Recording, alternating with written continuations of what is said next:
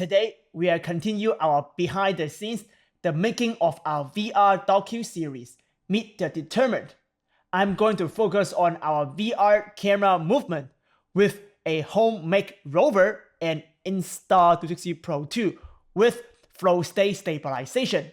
And we are going to show you how I crashed the Rover with the Pro 2.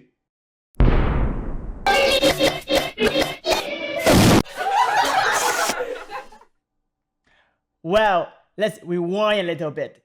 The goal of this video is to show you why I think Insta360 Pro 2 is such a powerful camera for VR camera movement. And we will run different real-world tests with our homemade Rover on different terrain without any physical gimbal to back up my statement. Along the way, we will show you some best practices and mistakes we make that you can try to avoid in your next Rover shots. Like, don't be an Asian driver like me and crash your Rover by running into a parking car. Driving car, I should be very careful when driving. Don't talk too much. Let's go. Let's dive right in.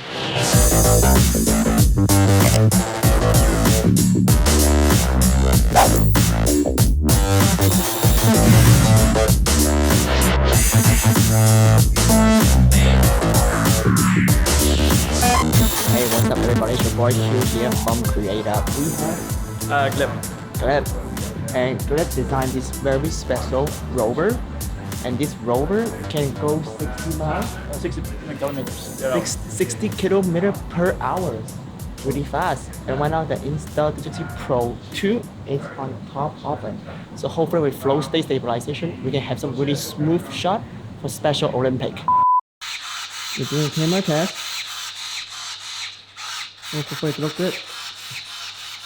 Here is the result. On the left is with FlowState stabilization stitch with the Insta360 stitcher. On the right is the stitch with Mystica VR without FlowState stabilization. As you see when Gleb moved the Rover, the Mystica version without FlowState is very shaky and definitely not good for headset viewing.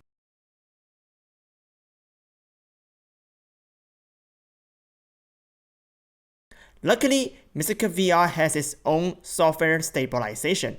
Again, if you are not sure why you want to use Mystica VR to stitch, click my other tutorials on upper right corner.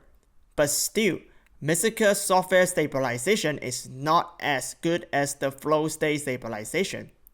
We hope one day Mystica can utilize FlowState data, but for now, you do need to pick one or the other. So now we're gonna do a Rover shot. Gonna track our runner on this bridge on top of the Insta Pro 2. We have a Rover right here. So let's see how it performs. Let's go. I'm gonna remote control the Rover and a camera with my cell phone. So this camera has stabilization, so hopefully we can see a pretty smooth performance tracking the runner, which is right there. You can see the distance. And she's gonna run with Sean. So you see, is the robot faster or Sean faster or the runner is faster? So what happened is whenever I format the car, the camera actually take like around 10 minutes to speed test all the SD card, 7 of them in the camera. So you should take a long time. So the tips for you guys is before you actually wear the action, just run a speed test so you don't waste time on set. Right now we're wasting time on set because the talent over there is getting ready. We're doing the thing, and we are actually waiting the camera to just get ready. I mean, that's one of the drawbacks of this camera, the Insta Pro 2. Where Pro 1 is really fast usually. So now we just wait. Does it not go faster?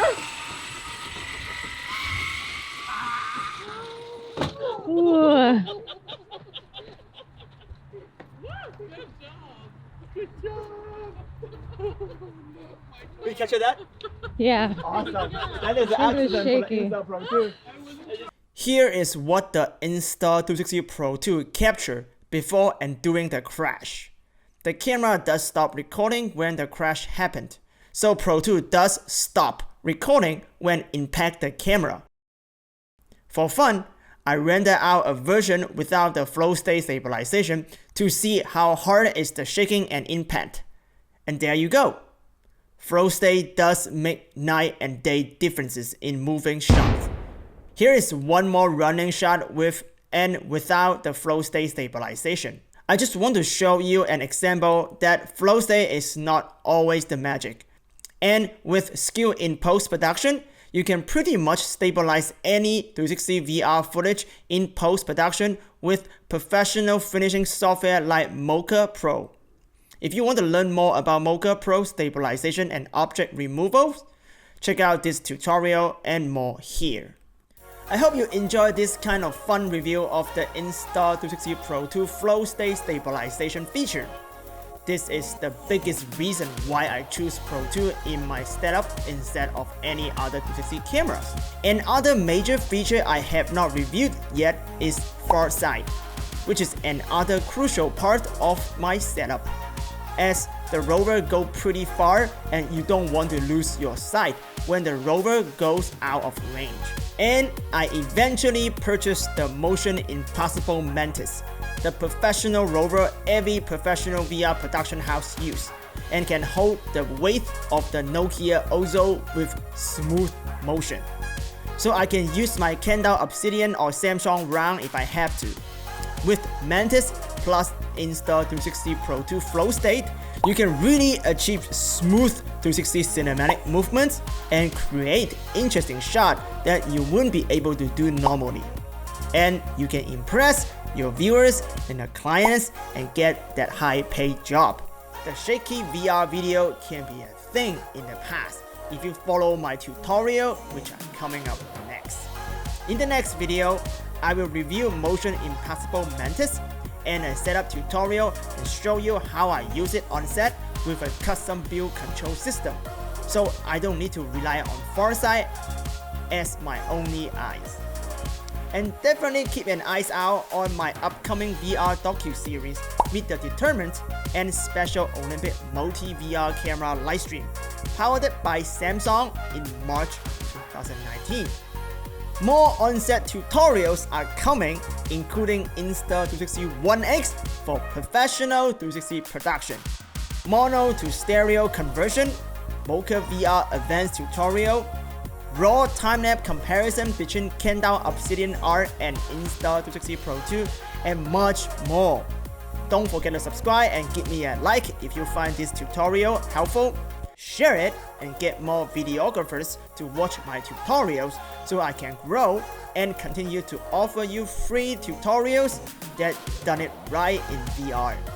So we can up the game of the entire industry and make better VR content together. Support me if you believe in VR, and see you next time.